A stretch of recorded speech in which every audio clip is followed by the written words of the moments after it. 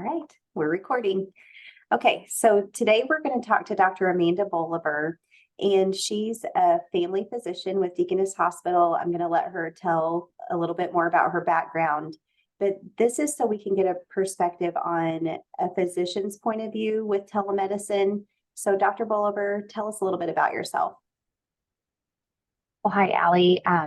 Just want to start by thanking you. I think it's great to share with your students, a broad perspective on telehealth. So excited to be here. But as Allie shared, my name is Amanda Bohleber. I'm an Evansville native, born and raised here. I'm a family physician by background. I've been practicing with Deaconess for about 18 years. Served as the medical director starting in 2014. That's my first experience with administration. And then in 2018, took on a broader role as the Chief Transformation Officer. And in the mix of all that, have been working with telehealth and with Allie for several years. So I do still see patients, though, twice a week. So on Mondays and Wednesdays, I'm in the clinic taking care of patients, and then the other 3 days doing administrative work. So the things that we build, I also get to use, which I think makes my job very rewarding.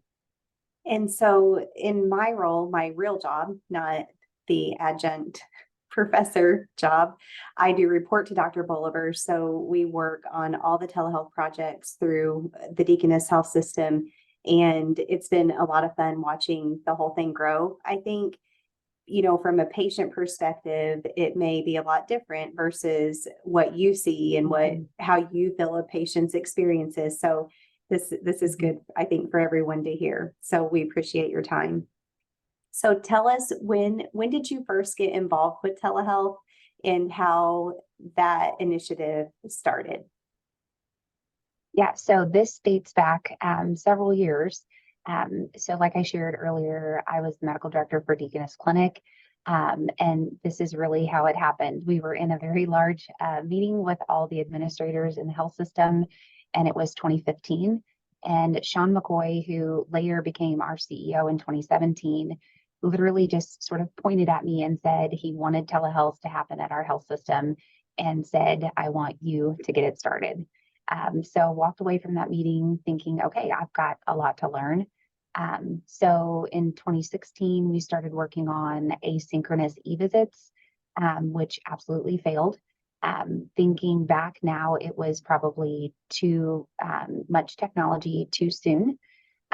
But then after that, we moved quickly into video visits and stood that up in August of 2017 and have been doing video visits ever since. And now we've gotten back into the e-visits and that's taking off now. So that's really how it happened. But I'm super excited and glad that he, sort of pointed and said, tag, you're it. You're going to be doing telehealth. And that's where, of course, Allie and I have been walking this journey together, and it's been really fun. I mean, sometimes I'm still surprised that this is my job, because Right. never Agreed. did I think Agreed. that I would manage a telehealth department. And I'm sure you didn't feel that way as a doctor either.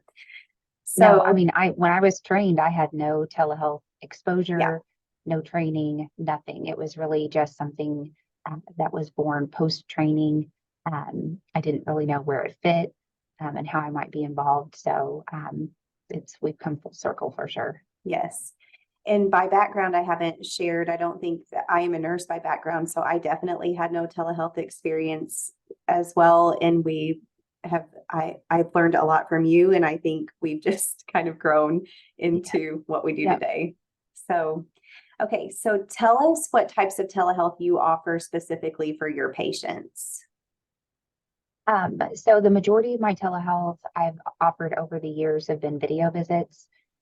And all of our providers really got into that deep during COVID. So lots of video visits. I typically offer them for several different reasons. So we use them to establish care. We do them for follow-ups, acute problems. Because I'm in primary care, Medicare has annual wellness visits. We do video visits for those. I'll do hospital discharge follow-ups by video.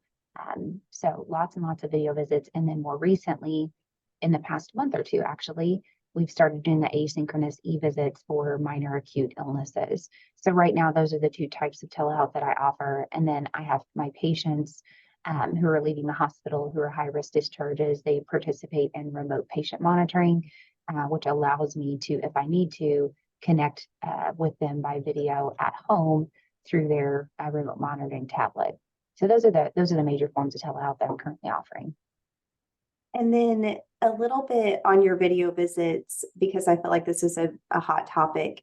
You would see a patient. I know you're not a therapist, but you would prescribe potentially a medication and do a follow-up visit to discuss how the medication's working potentially. Yeah, that's a very routine use case. So when I think about whether or not a follow-up or some type of interaction with the patient is eligible for video, I think about how much of what is required do I need to physically put my hands on the patient? Do we need to have a certain vital sign checked? Well, now with the advent of home blood pressure monitoring, that's Bluetooth connected to an app where the patients can upload their blood pressures and send them through their electronic medical record. I can even do regular blood pressure follow-ups through the video visit. So mental health is a very frequent and great use case for things like anxiety, depression, attention deficit. Um, I love following my college kids as they're off to college, being able to connect with them for their mental health.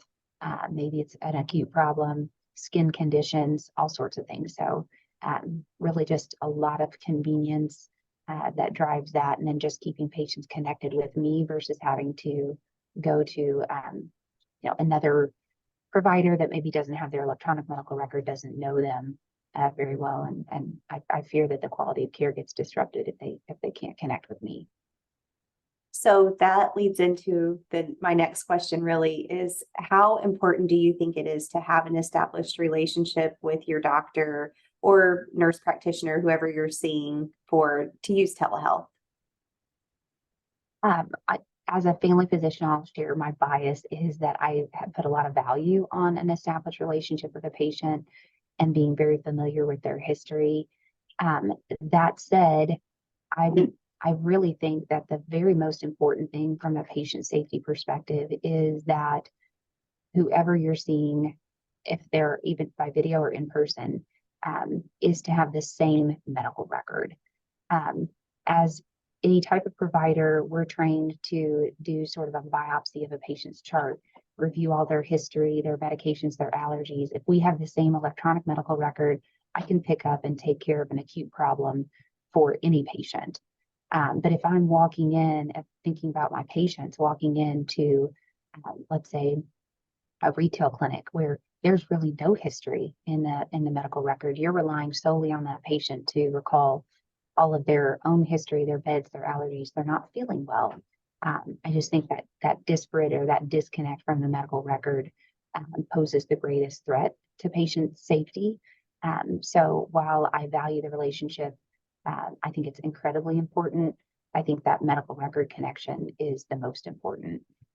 So again, I can establish care with a patient by video and get that rapport going.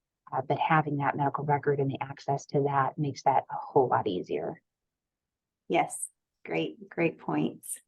So for patients to have successful visits, is there anything that happens ahead of time? So do you have people in your office that help you ensure that a patient is successful in a visit, and what does that look like?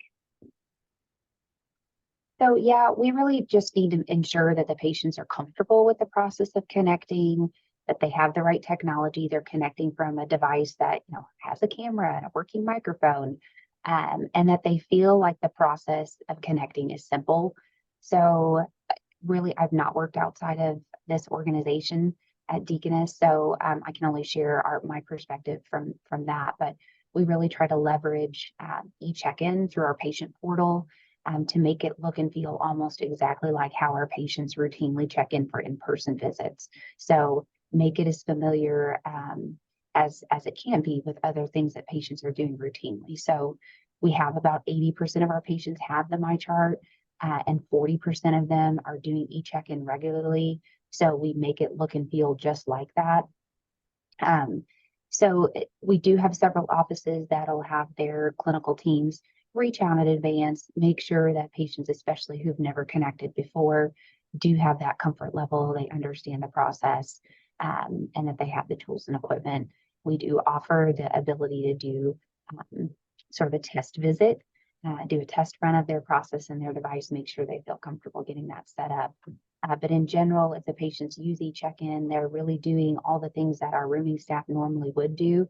So we try to make it as simple on the staff too, so that they're encouraging video visits and don't feel like it's extra burden on them as well. And I think over time, through the various different platforms we've used and the things we've learned, we've really honed in on simplifying it for everybody involved, the physician, the staff that supports, and the patient. And if your patient has trouble connecting, and I'll just add this, it is nice if they, for some reason, can't get logged in their MyChart or they've been locked out. Dr. Bohleber does have the capability just to send a link. She can text it directly to the patient or a family member. Yeah. So it could go to anybody and then they could just launch that visit. So we didn't have that feature with our first two platforms, but that is newer, I think, over the last year and a half or so, which has been, I think, a huge help for patients that struggle with that piece.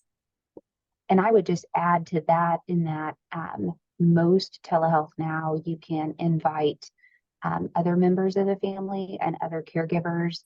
And so let's say I have a patient that maybe doesn't have a piece of technology to connect, but they have a family member who does. So that family member can kind of co-locate with the patient, and we can send the link to that other family member's device and then get connected with the patient. So there are lots of different ways we can sort of work around what end up being some gaps with certain populations of folks who either don't have the technology or the local bandwidth to connect. We can work around those and get patients connected in other ways, which has really helped close the gap on who can do video visits. Well, now it's essentially everyone. And you can also bring other family members into a visit. So if you had, a mom and, and son or whatever, child and parent, or, a couple, whatever it may be, to be able to bring them in if they wanted more than one person. Actually, I think we can bring into 25 people, which we don't really do unless we could do group classes. So that happens maybe for like Crosspoint, something like that. But for you, you're not bringing 25 people into a visit. But that's going a nice back feature. Going back to the college example, I've got a student off Yes. at Purdue, but mom and dad are here in Evansville. So we can bring, moms at work, dads at home, and the student at Purdue. All of us can be in one video room together, kind of discussing what's going on with the patient. Yes. So that's good. So you've kind of mentioned this a little bit, but do you feel like there are, barriers to your patients being able to do video visits, especially in certain areas, that maybe live outside of Evansville? Do you see Wi-Fi or bandwidth being an issue or anything at all? I'm just throwing that out there as a common one. Yeah. So personally, for my patients, have not found that there are barriers to telehealth. But the things that you mentioned about the bandwidth and the internet access, I think some of my colleagues who practice in rural areas will have patients that struggle to connect. And it started with not being able to have internet. A lot of those patients in rural areas didn't even sign up for MyChart because they didn't have, a way to get on the internet. So they didn't find value in having that. But more recently with COVID, there have been a lot of federal funds dedicated to building that infrastructure. And so we're seeing that certainly broaden and get better, and hopefully that'll close the gap. And then I think in rural areas, getting sort of these hotspots or hubs, like in libraries, where video visits can be available. Patients can come to those sort of public areas but still have a private space to connect. So I think that's really the biggest barrier that, I mean, the rural people want to connect by video because it overcomes their biggest barrier, which is transportation, the distance. And we can really solve for that by video if we can just get that, that internet connection going. Do you feel like, as far as a benefit to your patients, do they ever tell you, I really want to do a video visit because I want to save travel time, or I can't get away, I don't Yes. have a babysitter, or so are there things like that Yeah. they share as what benefits your patient to be able to do those? Absolutely. So I hear it pretty routinely that it's the transportation, it's the time away from work or school, it's the childcare issue. Um, and then patients a lot of times will feel more comfortable just connecting in a space where they feel comfortable. So they're in their homes and able to sort of relax, and especially if we're talking about a mental health issue. Um, I can connect with patients while they're enjoying a beautiful day outside in their backyard. So it makes me a little envious. But nonetheless, it's a space where they feel like that they can share, and it just puts where we practice medicine now in all different spaces. As long as they're with not that, driving their car. right, right. But we do have privacy issues we need to think about when we talk to our patients, and just ensuring, hey, are you in a space where or at least they've got earbuds in and things like that so that they can, protect their privacy. Um, More often, I also see it during times of peak illnesses. So think about your flu and cold season. Lots of people are like, you know what, I'm just going to do a video visit because I really don't want to come and sit in your lobby, potentially get sick when I'm actually feeling well and just following up on my diabetes. So I see a fair amount of that too. And then folks that really just like, I keep going back to this college student, but I have patients who live in a different part of the state, or they work out of town through the week, and coming in once a year is fine. They'll take that day off, but otherwise, um, that distance is quite a barrier, and it's immediately overcome with telehealth. So I think those are the main ones that I see pretty commonly. And we are getting into the licensure piece of telehealth and malpractice and what that means for you. So will Mhm. you talk about all of the state licenses that you have and why you have those? Yes. So with telehealth, I'm sure that you've covered. I always have to be licensed and have malpractice insurance where the patient is physically located. Um, so because Deaconess, we provide video visits for several employers and their employees. We have to be licensed and insured in states where all those employees are currently working. So I've had licenses in upwards of 9 different states. Um, and so right now there is no way to have what they call sort of a national license. Medical licensing boards are very much at the state level. But there are organizations that have worked towards creating compacts, so sort of agreements between states, and individual states over time have joined those compacts. And that helps expedite licensing in multiple states if you're trying to get licensed in states that are part of that compact. So that accelerates that process. Indiana was sort of a late adopter to that. So I've not been able to experience that, but I'm sure the next state where I have to get a license, I'll be using that compact process. And I look forward to that because there's just an incredible amount of paperwork. And, we haven't really talked about the barriers to telehealth for the physicians quite yet, but they see that as a huge barrier today, is going through the licensing and steps, to get that first license in that additional state. So hopefully, over time, that will get simpler.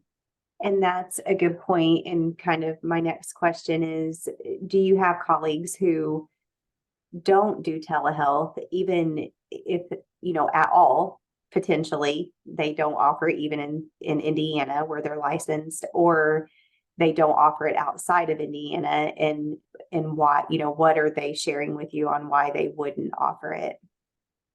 Yeah.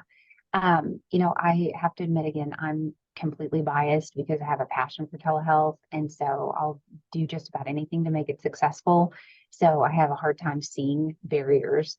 But I do think talking to my colleagues, they would say they're really concerned. One of the things they get concerned about is are video visits covered by insurance?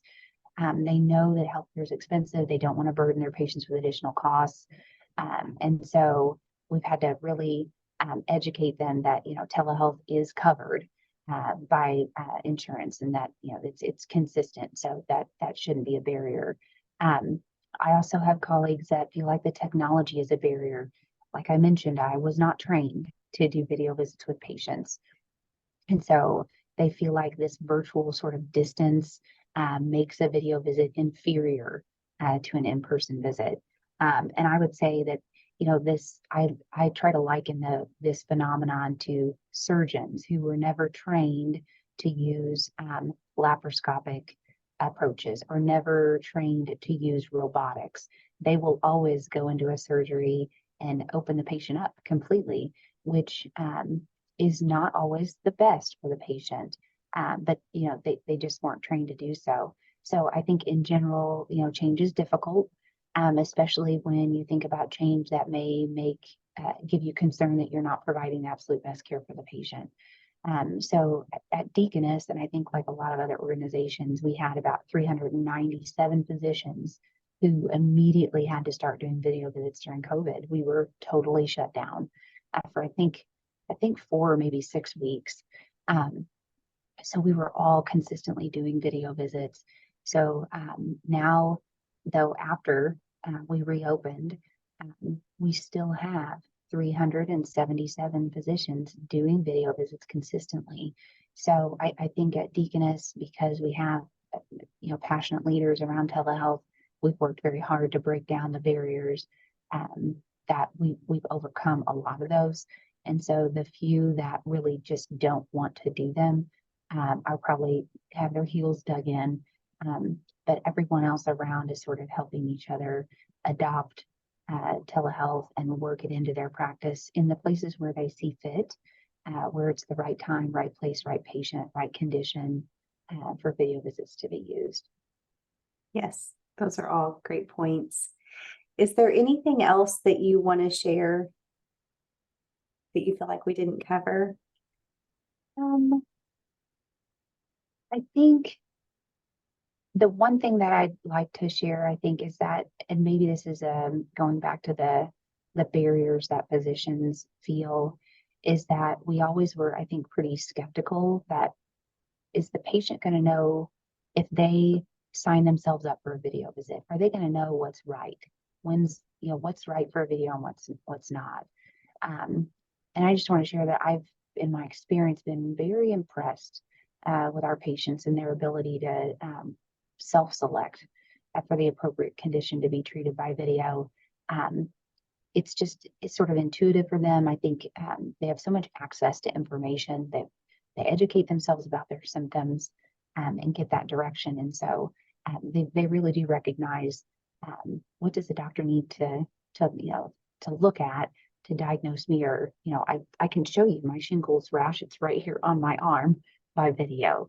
And so that's one thing I'd like to share, is that I think that concern of physicians thinking patients aren't going to know what's right for video has really, for me, been debunked. I think they do a great job, 99% of the time. So one other thing that I think is important to share, and when we talked about the patient-provider relationship, there are a lot of companies, national companies, that offer a lot of options for video visits. So just knowing that, for us, we watch that, we're monitoring, we look at the companies, what are they offering, and there's a lot of different companies that people could potentially pick from. So anything that you would want to add about that? Yeah, I think, we keep a pulse on that, right? Because those types of companies, I think, are what we would sort of refer to as a transactional medicine. The patient is really just there for a single transaction. They've got one problem that they need to get addressed. Um, so I think, though, when we look at some of the thought leaders around telehealth and the broader national surveys, patients will still rate being connected to the same system as important. Those providers who know locally if I need to go get a chest x-ray or to go get a lab or to go to a specialist, those local providers know where that next step is. And so the patients that choose that transactional care will continue to do so until they hit that roadblock where, now wait, I need to be referred and you can't handle that. Um, so I think we watch those other organizations because we do our best to imitate them because our patients are going to select those more transactional retail telehealth out of convenience. So if we're able to compete and be as convenient, as available as those other options, then we still have a leg up because we know them locally, we have their electronic medical record, we have all the connections as we need to escalate their care to the next level.